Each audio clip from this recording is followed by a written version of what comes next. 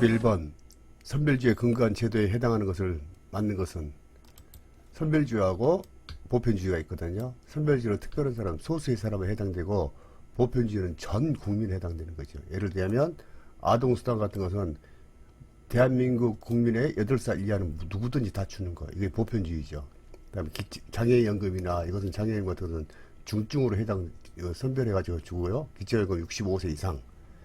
그다음에 의료급여 같은 것은 수급자에게 주는 것이요.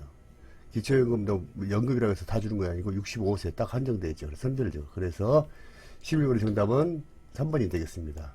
자, 그럼 선별주의하고 보편주의 상세히 살펴보고요. 연금은 무엇인지, 장애연금은 무엇인지, 아동수당, 기초연금, 의료급여를 좀 상세히 살펴보도록 하겠습니다. 이게 아주 중요한 부분이거든요. 자, 그럼 자, 선별주의하고 보편주의. 자, 선별주의하고 이거 쭉 한번 읽어봅시다. 선별주의는 개인주의거든요. 그리고 보편주의 평등, 뭐 누구나 다 똑같이. 그 다음에 대상은 문제를 가진 소수인. 그 다음에 보편주의는 전 국민, 모든 국민, 뭐 8세 이하 모든 아동. 그 다음에 여기서는 선별주의일 때는 무조건 주는 게 아니고 자산조사. 자산조사가 특별히 필요한데 굉장히 많이 따집니다. 이거 많이 따지거든요. 그 다음에 보편주의는 자산 불필요, 누구든지 다 줄 수 있어요. 누구든지 자기가 신청하지 않으면 못 주지만 신청하는 자는 무조건 다 주는 것이죠. 이것은 치료적인 거고 이건 예방적. 그래서 선별주의에서 지급되는 것은 공공부조, 국가에서 불쌍한 가난한 사람을 주는 것이죠. 그 다음에 이거는 선별주의는 보편주의는 사회수당이나 사회보험 같은 거. 그 다음에 장점은 필요한 사람이 복지 서비스를 제공한다. 그래서 비용이 절감되고 필요한 사람이 적절하게 제공되니 대상 효율성은 높아진다. 필요한 사람에게 뭐 조석층에서는 낙인 찍이지만 또 좀 엘리트 집단에서 특별한 스페셜이라고 볼 수 있죠. 합리적, 필요한 사람에게 제공하니 모든 사람에게 다 좋아한다. 그 다음에 보편주의는 무산교육. 우리나라 무산교육이 중학교까지죠. 무조건 의무교육이에요. 그래서 또 무상급식. 이게 대표적인 것이다. 여기서는 그러니까 잘 사는 사람이나 못 사는 상관이 없죠. 그래서 요즘 중학생들 말 들어보면 어디 학교 떨어지냐 해서 굉장히 좋아하고 하는 이유가 뭐냐면 무상급식이 반찬이 맛있느냐 없냐 그거 따라지고 좋은 학교는 무상급식 잘해주는 데고 그렇지 않은 학교는 무상급식 반찬 맛이 없는 데라고 애들은 그렇게 표현하고 있더라고요. 그 다음에 운영 효율성이 높다. 이것은 뭐 특별히 줬다 그런 거 필요 없잖아요. 확인 절차 사인 같은 거 필요 없고, 그 다음에 사회적 신뢰성이 높다. 이것은 누구를 속이고 오남용 그런 거 필요가 없죠. 그 다음에 단점으로서는 소수 선별주의에서는 딱 지목이 주니까 저소득 증가하기는 스티그마가 생기시죠. 스티그마 발생하죠. 그 다음에 운영의 효율성이 낮다. 이것은 현장조사나 재산조사, 인력 낭비, 여러 가지에 대해서 효율성이 낮죠. 비용 대비. 그 다음에 사회적 신뢰성이 부족하다. 이것은 뭐냐면, 선별주의 승급자가 됐을 때, 가짜로 해가지고 벤츠 타고 다닌다고 그런 게 한때 신문에 많이 나왔죠. 그래서 그런 것은 오남용이 있을 수가 있다. 그 다음에, 여기서 보편주의는 비용 낭비가 심각하다. 여기서는 조사자 인원이 있어야 되고 부자도 급식을 부자는 먹지도 않은데 먹지도 않았는데 그냥 그것도 무조건 줘야 되는 거예요. 비용 낭비가 심하죠. 그다음에 대상 효율성이 낮다. 필요한 사람이 집중력이 약해진다. 이건 필요한 사람이 주는데 누구나 주기 때문에 효율성이 떨어지죠. 그다음에 시민 의식의 향상. 필요하지 않는 사람들은 이게 부자들은 필요치 않지만은 가난한 사람에게 필요하다. 그래서 부자들에게 반대가 부딪힐 수가 있죠. 자, 그러면 우리가 많은 사람들이 헷갈리고 있던 부분이 노령연금하고 기초노령과 노령연금 차이를 잘 모르는 사람이 있더라고요. 그래서 그것을 조금 살펴봅시다. 기초노령이라고 해서 지금은 기초노령이라고 하거든요.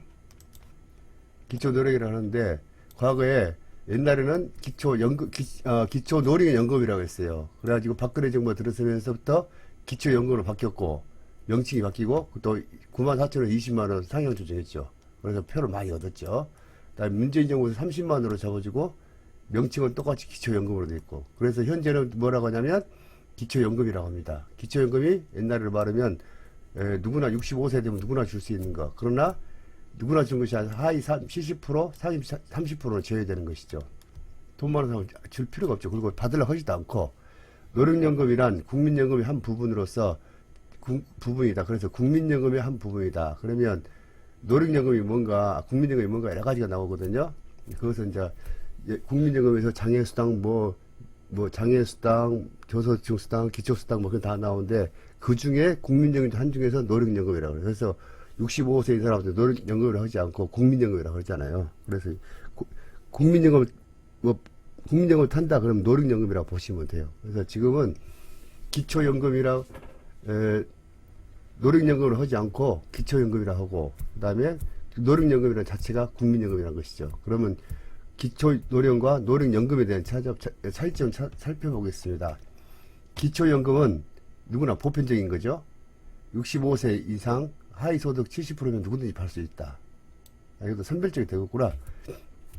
그리고 노령연금은 국민연금과 같은 제도이다. 국민연금 속에서는 노령연금도 포함되어 있고 유족연금도 더 있고 장애연금, 분할연금 이게 분류되어 있는데 그 중에 하나가 노령연금이기 때문에 65세 받는 사람보다 노령연금을 국민연금을 해도 무방하다. 그렇게 보고 있다. 그래서 기초노령은 누구나 받을 수 있는 거고 노령연금은 국민연금이라고 보시면 돼요. 연금을 많이 있는 사람은 많이 받고 그런 것이겠죠. 자, 그 다음에 아동수당에 한번 봅시다. 아동수당은 만 18세 이하 아동이 양육부담을 들어줘서 매달 10만원씩 지급돼요. 매달 10만원 지급되고 있는데 아이가 출생한 60일에 주민센터나 복지사이트에서 신청해야 한다. 여기서 이제 태어나서부터 8세까지는 매달 10만원씩. 근데 지금은 정치권에서 좀 많이 올린다는 이야기가 있는데 아직까지는 확정된 건 아니기 때문에 10만원으로만 지금 알고 있으면 되겠습니다. 그래서 뉴스나 신문 보도 가지고 뭐 40만원, 50만원 되면 그때 이제 확정된 거죠. 참고로 첫 만남 이용권 바우처라고 있어요. 우리 앞에 바우처 이야기 했죠? 딱 정해져 있는 것을 갖다 카드로 쓸 수 있는 거. 첫 만남 이용 바우처라는 것이 뭐냐면 병원비, 아동에 대한 아이에 대한 병원비, 약제비, 출산 후 양육에 활용할 수 있다. 그러면 기저귀 같은 거 다 살 수 있는 거고요. 그래서 이것을 언제까지 할 수 있냐면 출생 후 1년 내에 사용할 수 있는 제도이다. 자, 의료급여라는 것은 우리 의료보험이 있고 의료급여가 있거든요. 그건 수급자에게 주는 거예요. 이건 수급자에 해당되는 것이기 때문에 자, 의료급여 수급자는 어떤 사람이 의료보험 수급자가 되냐? 부양 의무자가 없거나 부양 능력이 없어 부양 받을 수 없는 사람, 뭐 독거노인이나 뭐 그런 사람이 되겠죠. 그래서 의료급여 수급자는 누구한테 해당되냐면 근데 독거노인이라고 돈 엄청 많은 사람한테는 해당성이 안 되겠죠. 중위소득 40% 이하 가구에 한다. 1인 그래서 보면 의료보에서 21년에는 1인 소득에서 보면 73만 1132원 지급했었고요. 이게 또 누구나 중간에 기준소득 40% 이하겠죠. 중위소득 우리 앞에 배웠죠. 그 중간에 딱 나눠가지고 거기서 40% 이하. 거기서 또 중위소득 40 곱하기 나누기 4로 해가지고 곱하기 40% 해가지고 거기서 그 이하니까 그때 계산해 보니까 21년에는 73만 원 됐고요. 22년에는 77만 원 정도. 이게 이제 뭐냐면 1인 가족. 그 다음에 뭐 2인 가족에서 더 쭉쭉 올라가겠죠. 그래서 의료급여는 수급자에 해당하는 것인데 누구나 주는 것이 아니고 기준 중위소득 40% 이하의 가구에 한다. 그런 말씀을 드리고 있습니다. 자, 장애인연금. 조금 장애인 쪽은 조금 복잡하긴 해요. 근데 그래서 그렇게 많은 걸 하지 말고요. 우리가 딱 필요한 부분만 알게요. 자, 장애인연금. 18세 이상 중증장애인에게 연금을 지급함으로써 소득 인정의 선정 기준 이하의 장애인에게 생활안정지원금을 주는 제도로서 그 금년에 들어서는 40만 3,180원을 주고 있답니다. 이것은 40만 3,180원 중에서는 뭐가 들어가냐면 기초급여가 들어가 있고 부가급여 들어가 있습니다. 자, 그러면 기초급여가 뭐냐? 제가 생계 의료 수급자에 대해서는 기초연금이 32만원 정도 나가고 부가급여 8만원. 그래서 40만 3천원 나가고요. 그 다음에 생계 의료 수급자 시설 이게 집에 있는 어려운 사람 아니면 요양원이나 장애시설에 있는 사람들한테는 부가급여가 없어요. 30만 기초연금만 딱 나오죠. 그래서 이거만 그래서 이 부분을 갖다가 중증장애인들 숫자 계산 본 사람이 시설의 장이 그걸 통장 관리하다 보니까 부정수급을 많이 가지고 아주 신문에 많이 나오죠. 아주 복잡합니다. 그리고 또 차상위 계층에서는 30만 원 줬고 32만 원 주고 그다음에 부가금이 2만 원, 그리고 34만 원. 자, 그러면 이거 중증 장애인들에게 대해서는 이렇게 나갔고 그다음에 장애인 이제 65세 장애인 65세가 되면은 이제 노인 장애인으로 가거든요. 거기서는 뭐냐면 이런 기초급여가 없습니다. 부가급여만 돼가지고 많이 주죠. 이런 부분을 딱 당사자한테 주기 때문에 당사자가 인지능력이 떨어지면 시설 누군가가 관리해야 되는데 여기서 문제가 많이 터지죠. 근데 가장 뭐 아무리 좋은 법이라 하더라도 개인의 양심이 가장 중요하거든요. 그래서 이제 이렇게 된다. 노인들에서는 기초급여가 없다. 기초연금을 갖다 전환시켜버리죠. 이렇게 부가급여로 100%다. 4만 원 이렇게.